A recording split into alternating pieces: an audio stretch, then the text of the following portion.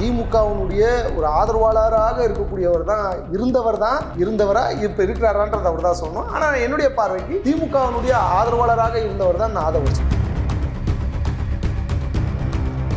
தோழர் திருமாவளவன் அவர்களுக்கு இந்த கோபம் வந்திருக்குமா அப்படின்ட்டு கேட்டால் நிச்சயமா வந்திருக்கும். எல்லாரும் இதை சொல்றாங்க திமுக போட்டு கொடுத்த ஸ்கெட்சா இருக்கலாம். நான் என்ன நினைக்கிறேன், சபரீசன் போட்டு கொடுத்த ஸ்கெட்சா இருந்தா என்ன?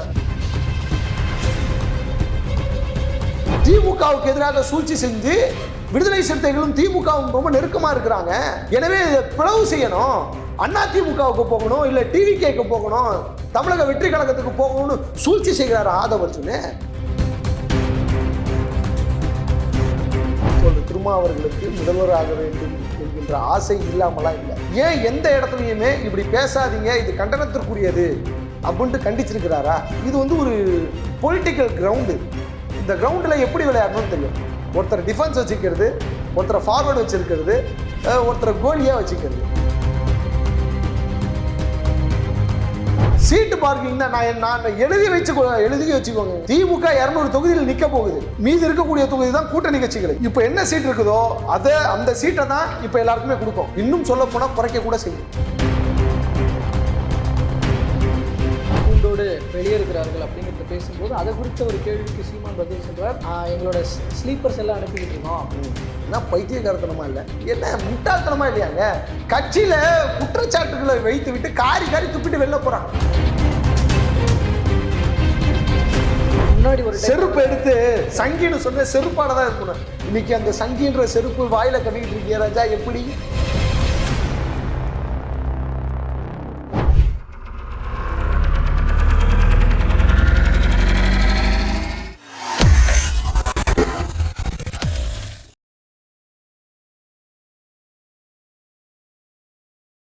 ஐத்தமிழர்கள் அனைவருக்கும் அன்பு வணக்கம். இன்றைய சிறப்பு நேர்காணலில் நம்மோடு இணைந்திருக்கிறார் வயர் தமிழனுடைய எடிட்டரும் அரசியல் விமர்சகருமான திரு லெனின் துரைராஜ் அவர்கள். அவரிடம் தற்போது பேசுபொருளாக உள்ள அரசியல் நிலவரங்கள் குறித்து பேசலாம். வணக்கம் சார். வணக்கம். இங்கே விசிகாவை மையப்படுத்தின ஒரு விஷயமாக ரீசெண்டாக நடந்தது ஆதவர்ஜுனா மீதான ஒரு ரைடு. ஆக்சுவலி அதுக்கு ஒரு பக்கம் அவங்களோட மாமனார் மீதான அந்த கேஸினுடைய ஒரு தொடர்ச்சி தான் இந்த ரைடு அப்படிங்கிறது ஒரு பக்கம், கோர்ட்டினுடைய ஆர்டரின் அடிப்படையில் அப்படிங்கிறது. பட் இன்னொரு பக்கம் பார்க்கறது அரசியல் ரீதியாக அவர் மீது நடத்தப்பட்ட ஒரு ஒரு தாக்குதல், ஒரு ஈடி தாக்குதல் அப்படின்றது ஒரு பார்வை. அது திருமாவினுடைய கோபத்தை தூண்டி இருக்கிறது அப்படிங்கிறதும் ஒரு பக்கம் பேசும் பாயிண்டாக இருக்கு. நீங்க அந்த ரைடை எந்த கோணத்துல பார்க்குறீங்க? இதுல இல்லை, நான் ஃபர்ஸ்ட் ஆதவர்ஜுன் மேல இருக்கக்கூடிய அந்த கருத்தை நான் பதிவிட்டே ஆகணும். பூவோடு சேர்ந்து நாரும் மணக்கும். பூ யார் என்று உங்களுக்கு தெரியும், நார் யார் என்று உங்களுக்கு தெரியும். திமுகவினுடைய ஒரு ஆதரவாளராக இருக்கக்கூடியவர் தான் இருந்தவரா இப்ப இருக்கிறாரான்றது அவர் தான் சொல்லணும். ஆனா என்னுடைய பார்வைக்கு திமுகவினுடைய ஆதரவாளராக இருந்தவர் தான் ஆதவர்ஜுன். அவருடைய இப்ப சமீபத்துல செய்தியெல்லாம் நம்ம பார்க்குறோம். ரைடு வரும்போதெல்லாம் என்ன சொன்னார், எனக்கும் சொத்துக்கும் சம்மந்தமே கிடையாது, நான் என்னைக்கு விசிகால சேர்றேனோ அன்னைக்கு அப்பவே நான் என்னுடைய நிறுவனங்கள்லாம் வேற ஒருத்தர்கிட்ட ஒப்படைச்சிட்டு வந்துட்டேன், அதுக்கும் எனக்கு சம்மந்தம் கிடையாது, அந்த கேஸ்ல என் பேர் கூட இணைக்கப்படுறது கிடையாது அப்படின்ற மாதிரி சொல்லியிருக்கிறார். ரைட், ஒரு பாயிண்ட் போகட்டும். நீங்க சொன்ன இன்னொரு விஷயம், ஆதவர்ஜுனுடைய ரைடு, அவரை சார்ந்து இருக்கக்கூடிய நிறுவனங்களின் மீது ரைடு அப்படின்றது இருக்குல்ல, இதை நான் ரொம்ப கான்சியஸா நான் பார்க்கணும்னு நினைக்கிறேன். தோழர் திருமாவளவன் அவர்களுக்கு இந்த கோபம் வந்திருக்குமா அப்படின்ட்டு கேட்டால் நிச்சயமா வந்திருக்கும். ஏன்னா எல்லாரும் இதை சொல்றாங்க, திமுக போட்டு கொடுத்த ஸ்கெட்சா இருக்கலாம், இல்லை அப்படின்ற மாதிரியான ஒரு பார்வையாக இருக்கலாம். ஆனா என்னன்னா, நான் என்ன நினைக்கிறேன், சபரீசன் போட்டு கொடுத்த ஸ்கெட்சா இருந்தா என்ன? சபரீசனும் ஆதவர்ஜுனும் 2 பேரும் ரொம்ப நெருக்கமான நண்பர்களாக இருக்கிறார்கள். அதுல ஒரு முரண்பாடு ஏற்படுது. அவருடைய வளர்ச்சியும் பெருசா போய்கிட்டே இருக்குது. ஏன்னா திமுக அடிக்கணும்ன்ற அவசியமே கிடையாது. ஏன்னா காலமாக திராவிட கட்சிகள் யாரு, திமுகவுக்கும் அதிமுகவுக்கும் மட்டுமே விட்டுன்னு இருந்த ரைடு இப்ப இந்த பக்கம் திரும்பி இருக்கு. ஏன்னா திருமாக்கிட்ட திரும்பல, இங்க ஒரு பொலிட்டிக்கல் கேம் நடக்குதோ அப்படின்ற ஒரு சந்தேகம் இருக்குது. அதை கூட ஏன் இந்த கோணத்துல பார்க்க கூடாது? அதிகார பகிர்வு, தங்களுக்கான ஒரு சீட்ல முன்னுரிமை, அது அதிகமா வேணும் அப்படின்னு கேட்கறது. திமுக விசிகாவை எந்த இடத்துல வைக்கணும்னு நினைக்குதோ அந்த இடத்துல இருந்து அடுத்த படிக்க அவங்க நகர்றாங்க அப்படின்ற போது அப்போ அவங்களை ஏதோ கொஞ்சம் ஆட்டம் காண செய்யணும். அப்படி அந்த கோணம் பார்க்க கூடாதா? இல்ல தோழர், நான் எப்படி பாக்குறேன்னா கோபி, ஒரே ஒரு விஷயம், பேக் சப்போர்ட்டா திருமாவுக்கு நல்லாவே தெரியும். திருமாவர்களுக்கு முதல்வராக வேண்டும் என்கின்ற ஆசை இல்லாமலாம் இல்லை. அவரே சொல்லியிருக்கிறார். ஆமா இருக்கின்ற இருக்குதுன்னு சொல்றார், இல்லாமலாம் கிடையாது. பட் அதற்கு பல புள்ளிகள் ஒன்று சேர்ந்து வரணும்ன்றார். அதான் கூட்டணி கட்சிகள்லாம் கொஞ்சம் நிர்பந்திச்சா அது வந்து ஒரு துணை முதல்வராகவோ அந்த மாதிரி ஆகிறதுக்கான வாய்ப்புகள் இருக்குது. அதுக்கு வந்து நான் பண்ண முடியாது, என்னை சுற்றி இருக்கிறவங்க தான் பண்ணணுன்றார். நீங்க நல்லா பாருங்க, ரவிக்குமார் இருக்கிறார், தோழர் ரவிக்குமார். அவர் யாருக்காக பேசுவார்னு தெரியும், திமுகவுக்காகவே பேசுவார். ஆளுநர் ஷானவாஸ் இருக்கிறார், இந்த பக்கம் திமுகவுக்காக பேசுவார்.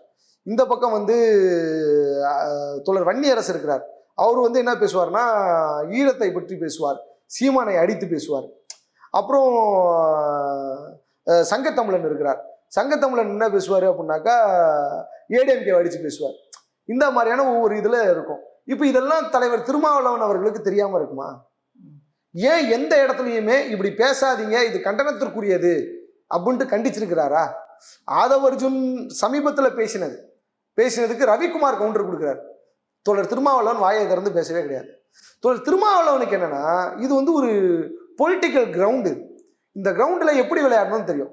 ஒருத்தர் டிஃபென்ஸ் வச்சுக்கிறது, ஒருத்தரை ஃபார்வர்டு வச்சிருக்கிறது, ஒருத்தரை கோலியாக வச்சுக்கிறது.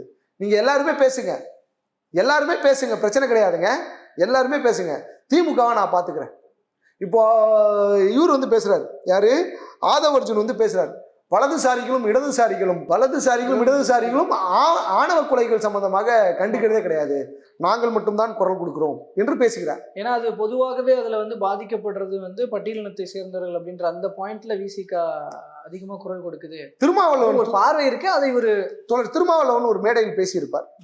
இடபிள்யூஎஸ் காரணமாக ஒரு பிரச்சனை நடக்கிறது. கம்யூனிஸ்ட் பார்ட்டிகள் என்ன பண்ணுதுன்னா இடபிள்யூஎஸ்க்கு ஆதரவா இருக்குது, மற்ற திமுக விசிகாலாம் என்ன பண்ணுறாங்கன்னா எதிராக வந்து வாக்களிக்கிறாங்க. அப்போது கம்யூனிஸ்ட் பார்ட்டியை திட்டி சிபிஎம்ஐ திட்டி நிறைய பதிவுகள் வந்து வருகிறது. தோழர் திருமாவளவன் ஒரு வள்ளுவர் கோட்டம்னு நினைக்கிறேன், அந்த பொதுக்கூட்டத்தில் கலந்து உரையாடுகிறார். அதில் சொல்லுகிறார் தோழர் திருமாவளவன், கம்யூனிஸ்டுகளை சாதாரணமாக எடை போடாதீர்கள், கம்யூனிஸ்டுகள் நம்முடைய எதிரி கிடையாது, அவருடைய சித்தாந்தம் எக்கனாமிக்கல் பாலிடிக்ஸ் தான், பொருளாதார அரசியல் தான், மார்க்ஸ் பொருளாதார அரசியலை பேசக்கூடியவர் தான். யார் வீக்கர் செக்ஷனுக்காக பேசுறாங்க, அது யாராக இருந்தாலும் பரவாயில்லை, கம்யூனிஸ்டுகள் அந்த பாலிடிக்ஸ்ல ரொம்ப தெளிவாக இருப்பாங்க. ஆனா நம்ம இன்னைக்கு மேடை ஏறி பேசி கொண்டிருக்கிறோம், இன்னைக்கு நம்ம பேசுறோம், சாதிக்கு எதிராக நம்ம குரல் கொடுக்கிறோம், ஆணவ கொலைகளுக்காக நம்ம குரல் கொடுக்கிறோம், சாதிய ஒடுக்குமுறைக்கு எதிராக நம்ம குரல் கொடுக்கிறோம் அப்படின்னாக்கா அதற்கு முன்னாடி அந்த களத்தில் நின்றவர்கள், உயிர் தியாகம் செய்தவர்கள் கம்யூனிஸ்டுகள், குறிப்பாக சிபிஐஎம்ஐ சேர்ந்த தோழர்கள், பல தோழர்கள் களத்தில் பலி கொடுத்திருக்கிறார்கள் என்று பேசினாரா? இது பார்ட்டியினுடைய ஸ்டாண்டு. தோழர் திருமாவனுடைய ஸ்டாண்டு எதுவோ அதுதான் விடுதலை சிறுத்தைகள் கட்சியினுடைய நிலைப்பாடு. சரிதானே தோழர்? சரிதானே? அதுல மாற்றுக்கிறது இருக்கா? மாற்றுக்கிறது கிடையாது. அப்போ இத தோழர் திருமாவளவன் பேசக்கூடிய இந்த பேச்சை முற்றிலுமாக மறுத்து ஆதவ் அர்ஜுன் பேசுகிறாரா? அதே போல ஆட்சியில் பங்கு, அதிகாரத்தில் பங்கு வரட்டும். ஏற்கனவே போன கடந்த தேர்தலில், அதுக்கு முன்னாடி இருக்கக்கூடிய தேர்தலெல்லாம் என்ன பேசினாங்க?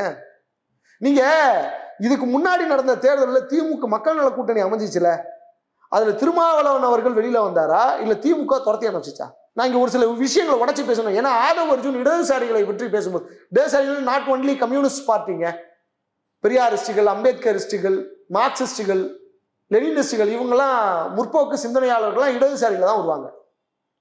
நான் அவங்களை தொட்டதுனால கேட்கிறேன், ஆதவ் அர்ஜுன் கிட்ட இதுக்கு முன்னாடி நடந்த தேர்தல் மக்கள் நல கூட்டணியில தோழர் திருமாவளவனை, விடுதலை சிறுத்தைகள் கட்சியை திமுக துரத்தி அனுப்பிச்சா இல்ல திருமாவளவன் அவர்கள் வெளியில வந்தாரா? திமுக துரத்தி அனுப்பிச்சிச்சு, அவர்களுக்கு பயம் வந்தது. ஆனால் கம்யூனிஸ்டுகளும் அதோடு இருந்த அந்த மக்கள் நல கூட்டணி தோழர் திருமாவளவனை அணைத்து கொண்டது. வாங்க தனியா போட்டிடுவோம், ஒரு ட்ரை பண்ணி பார்ப்போம். இன்னைக்கு என்ன ஓட்டு கெப்பாசிட்டி இருக்குது நான் கேட்கிறேன். இந்த கம்யூனிஸ்ட் பார்ட்டி, இந்த லேபர் யூனியன் இதெல்லாம் வச்சிருக்கிறாங்க, விடுதலை சிறுத்தைகள் கட்சி இருக்குது. விடுதலை சிறுத்தைகளினுடைய கட்சியினுடைய மாநில முக்கியமான நிர்வாகிகள் எல்லோரும் ஒவ்வொரு மாவட்ட செயலாளர்களிடமும் ஒவ்வொரு அமைச்சர்களிடமும் கைப்பிடியில் இருக்கிறார்கள் என்பதை தெரிந்து கொண்டு இவர் பேசுகிறாரா? ஆதவ் அர்ஜுனு யோகியர்களா? ஆணவ கொலைகள் சம்பந்தமா பேசலன்னா விசிகா எங்கெங்கெல்லாம் பேசியிருக்குது? பல இடங்களில் நேர்மையாக நடந்து கொண்டு இருக்கிறார்களா? நான் கேட்கணும்னு நினைக்கிறேன். என்னுடைய பர்சனல் ஒப்பீனியன்ங்க. பல இடங்களில் விசிகா தோழர்கள் என்ன செய்து கொண்டிருக்கிறார்கள்? ஏன் வெளிப்படையா தெரியாத என்ன பண்றாங்கன்ட்டு? அதெல்லாம் நீங்க என்னன்னா லாஜிக்கா ஐடியாலஜிக்கலா பேசுங்க. தோழர் திருமாவளவன் அவர்களுடைய ஐடியாலஜியை ரெப்ரசன்ட் பண்ணுங்க. மாறாக அந்த ஐடியாலஜிக்கு எதிராக மற்றவனுக்கு கோல் போட்டு விடுற வேலையை பார்க்காதீங்க. எனக்கு ஒரு சந்தேகம் வருது, கேட்டா ஏத்துப்பாரு ஆதவ அர்ஜுன் அவர்களே?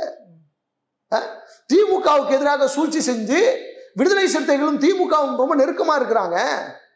எனவே பிளவு செய்யணும், அண்ணா திமுகவுக்கு போகணும், இல்ல டிவிகேக்கு போகணும், தமிழக வெற்றி கழகத்துக்கு போகணும்னு சூழ்ச்சி செய்கிறார் ஆதவ அர்ஜுன். அதை திருமாவளவன் பேசிப்பார். இல்ல அந்த பாயிண்ட திருமாவளவன் மறுத்து ஒரு விளக்கம் கொடுத்திருக்கலாமே. அதுதாங்க விளக்கம் கொடுக்க மாட்டார். எந்த விஷயத்துல விளக்கம் கொடுத்திருக்காரு சொல்லுங்க. தோழர் ரவிக்குமார் அவர்கள் திருமாவளவனுடைய ஸ்டாண்டுக்கு எதிராக பேசியிருக்காரா இல்லையா? தோழர் வன்னி அரசு விசிகாவுக்கு எதிராக பேசியிருக்காரு, தோழருடைய ஸ்டாண்டுக்கு எதிராக பேசியிருக்கிறாரா இல்லையா? சங்கத்தமிழன் தோழர் தோழருக்கு எதிராக பேசியிருக்கிறாரா இல்லையா? ஏன் இன்னும் பல பேர் சொல்லிக்கிட்டே போகலாம். சன்னா யாருங்க? கௌதம சன்னா. அவர் பேசுவாரு, தலித் பாலிடிக்ஸ் பேசுவாரு, ஈழத்தை பற்றி பேசுவார். அதெல்லாமே இங்க ஒப்பிட முடியுமா அப்படின்னாக்கா, திருமாத்தோழர் என்ன பண்ணுவாரு அப்படின்னாக்கா, எல்லாத்தையும் நான் பாத்துக்கிறேன், கடைசியா என்கிட்ட தானே வரும், நீங்க ஆளாளுக்கு ஒவ்வொரு கிரவுண்ட்ல விளையாடுங்க, எப்படி இருந்தாலும் அது பாசிட்டிவா நாம மாத்திக்கலாம். 2020ற்கான சீட்டு பார்க்கிங் தான் நான் எழுதி வச்சுக்கோங்க. திமுக 200 தொகுதியில் நிக்க போகுது. மீதி இருக்கக்கூடிய தொகுதி தான் கூட்டணி கட்சிகளுக்கு. இப்ப என்ன சீட் இருக்குதோ அந்த சீட்டை தான் இப்ப எல்லாருக்குமே கொடுக்கும். இன்னும் சொல்ல போனா குறைக்க கூட செய்யும். ஒவ்வொரு கட்சிகளுக்கும் குறைக்க கூட செய்யும், சீட்டை குறைக்க கூட செய்யும். அதை பார்கெனிங் பண்றதுக்காக இந்த டிராமா நடக்குது, இந்த கேம் நடக்குது. ஆனா இதெல்லாம் கை கொடுக்குமா கடைசியில? இல்ல, கை கொடுக்காது. அதுதான் சொல்றேன். அப்படி உங்களுக்கு சீட் வேணும்னா எப்படி எம்பி எலெக்ஷன்ல ஒரு எம்பி உங்களுக்கு, இன்னொரு எம்பி உதயசூரியன் சின்னத்துலன்னு கேட்டிருக்குல்ல, அதே போல எம்எல்ஏ சீட்டு கேட்டுச்சுன்னா இவங்களுக்கு கொடுத்துருக்கக்கூடிய சீட்டு மிச்சம் போக நான் கொடுக்குறேன், பிரச்சனை கிடையாது, ஆனா அவெல்லாம் உதயசூரியன் சின்னத்துல நிக்கணும் அப்படின்னு கேட்கும். ஒத்துப்பாரு ஆதவ அர்ஜுன்? அது அதிகாரத்தில் பங்கு, ஆட்சியில் பங்கு அப்படின்ட்டு ஆகுமா? ஏதாச்சும் ஒரு கிறுக்குத்தனமா பேசிட்டு இருக்க வேண்டியது ஊடகத்தை. அவருக்கு ஒரு பெரிய தங்களுக்கான முக்கியத்துவத்தை நோக்கி நகர்ந்துகிட்டு இருக்கிற விசிகா ஏன் கடைசி கட்டத்துல இப்ப 26 தேர்தல் நெருக்கத்துல வரும்போது இப்பவே அதை வெளிக்காட்டிக்கணும்னு அவசியம் இல்லை. ஆனா 26 நெருக்கத்துல வரும்போது இதுதான் உறுதியாகுது, நம்மளுக்கான சீட் இவ்வளவுதான் அப்ப கிடைக்க போகுது, நம்ம அதே இடத்துல தான் வச்சிருக்கிறாங்கன்ற நிலைமை வரும்போது அப்ப விசிகா ஏன் வேற கூட்டணிக்கு மாறக்கூடாது? இல்ல மாறாதுங்க. பிகாஸ் இப்போ 2026 தேர்தலில் திமுகவோடு தான் கூட்டணி, அதிமுகவோடு போகாது. தனியாக மக்கள் நல கூட்டணி அமைந்தால் அது பெருசாக வெற்றியை ஏற்படுத்தாது. அதுவே ஒரு முட்டாள்தனம். அதாவது யார் நம்முடைய கான்கிரீட்டான எதிரி, யார் நம்முடைய முக்கியமான எதிரி? அதாவது 2 திருடனுங்க இருக்காங்க.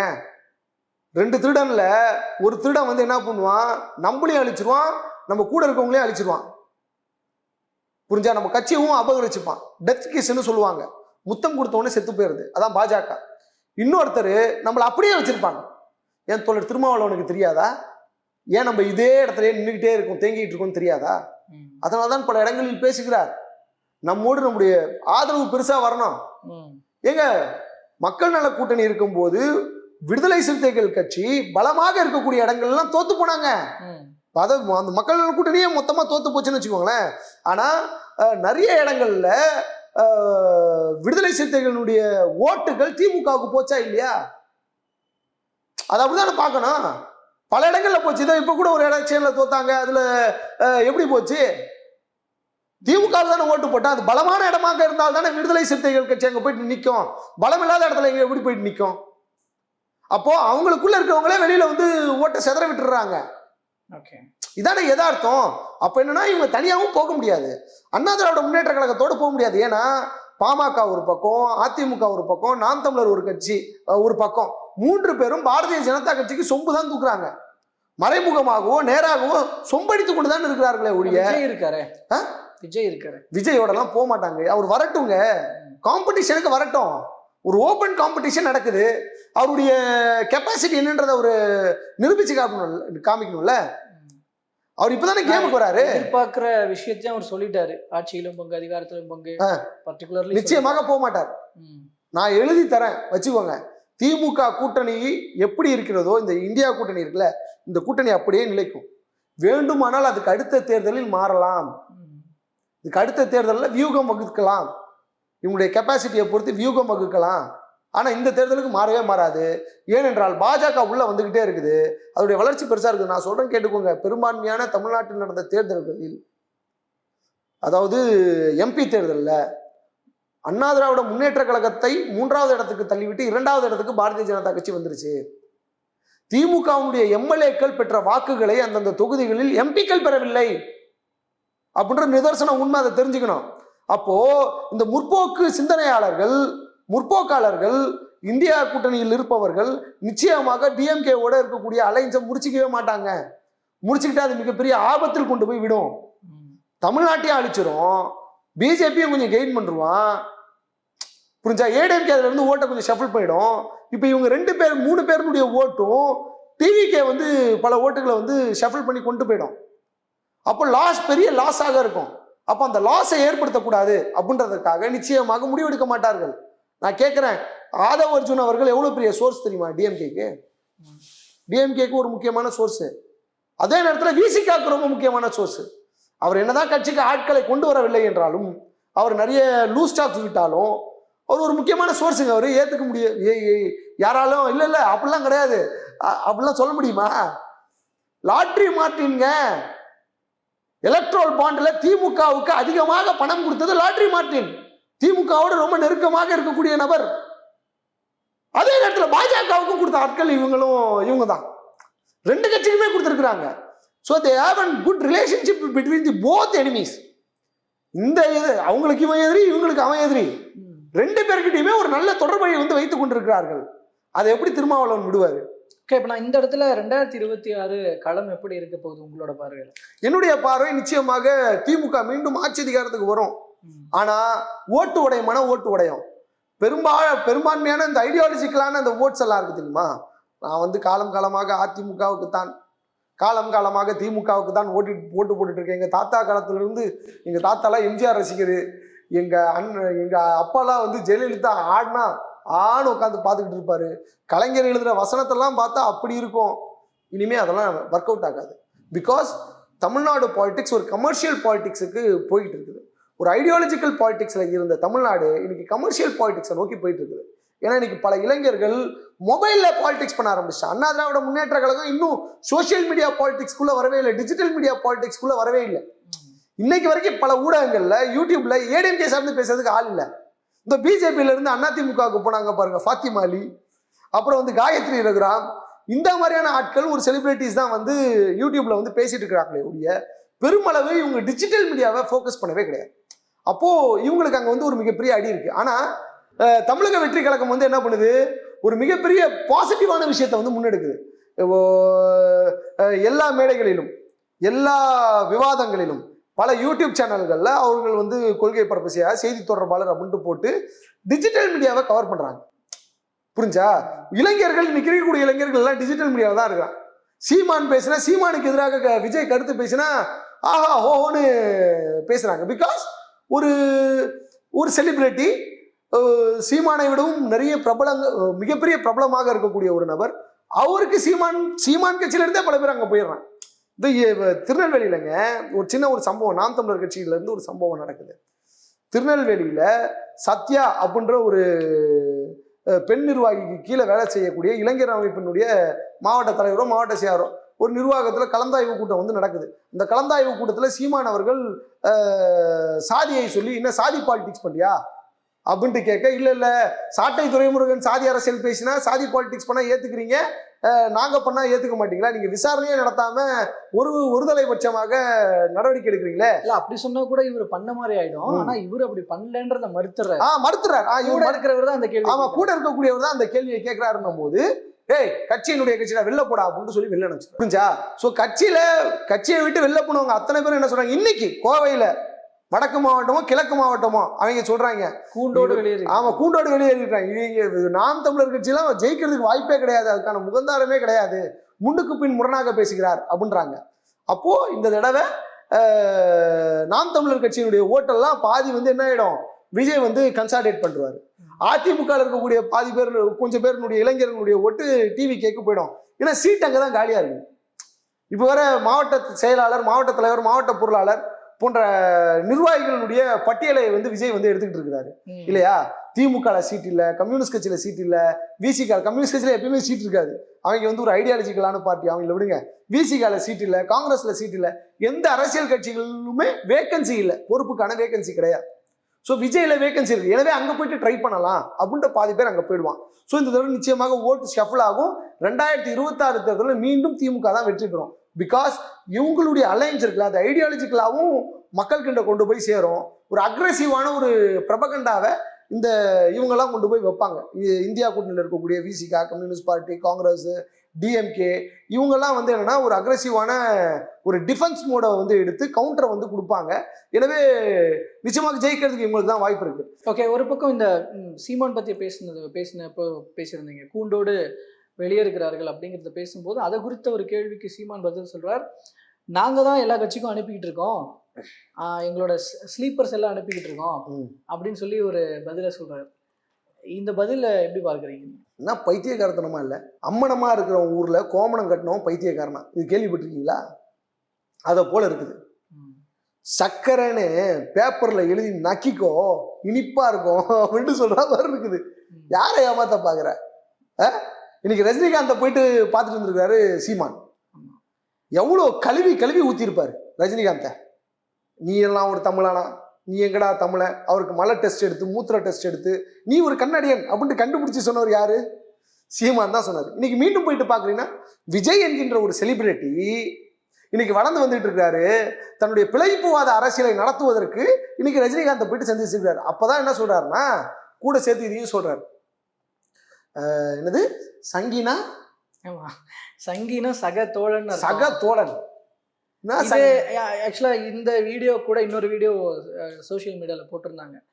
முன்னாடி ஒரு செருப்பு எடுத்து சங்கின்னு சொன்ன செருப்பாடதான் இருக்கணும். இன்னைக்கு அந்த சங்கின்ற செருப்பு வாயில கவிக்கிட்டு இருக்கிய ராஜா, எப்படி வாயில கவிக்கிட்டு இருக்கிற? நான் சங்கிதான், ஸ்லீப்பர் செல்வன். என்ன முட்டாள்தனமா இல்லையாங்க? கட்சியில குற்றச்சாட்டுகளை வைத்து விட்டு காரி துப்பிட்டு வெளில போறான். நாம் தமிழர் கட்சியிலிருந்து 2 முக்கியமான நிர்வாகிகள், ராஜீவ்காந்தி இன்னொருத்தர், இவங்க 2 பேரும் எங்கெங்க எதிர் துருவங்கள்ல நிக்கிறாங்க இல்லையா?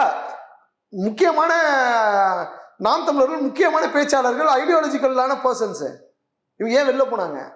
இவங்க ஸ்லீப்பர்ஸ் இல்லாங்க, அங்க ஸ்லீப்பர்ஸ் எல்லாம் இருக்கிறாங்க.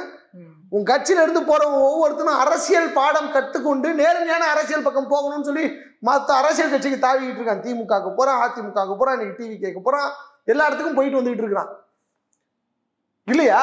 அது என்ன ஸ்லீப்பர்ஸ் இல்லை நம்புற? அது என்னன்னா ஒரு காண்டு. நம்ம கிட்ட இருந்து போறவனை எவனும் பொறுப்பு கொடுத்து வச்சிடக்கூடாது. வச்சுட்டா இருக்கிறதும் பிச்சுக்கிட்டு போயிருங்க. முகிலன் காரி துப்புனாரு, ஞாபகம் இல்லையா? எப்படிப்பட்ட வடிகட்டுன அயோக்கியனிலும் அயோக்கியன் சீமான் என்பதை தோல் உரித்து காமித்தாரா இல்லையா? அவர் ஸ்லீப்பர்ஸ் எல்லாம் கேட்கிறேன். எந்த கட்சியிலும் கிடையாது, பொறுப்பில் இல்லை. விசிகாவோடு பயணித்துக் கொண்டிருக்கிறார், பொறுப்பில் கிடையாது இல்லையா? அவர் ஸ்லீப்பர்ஸ் எல்லாம்.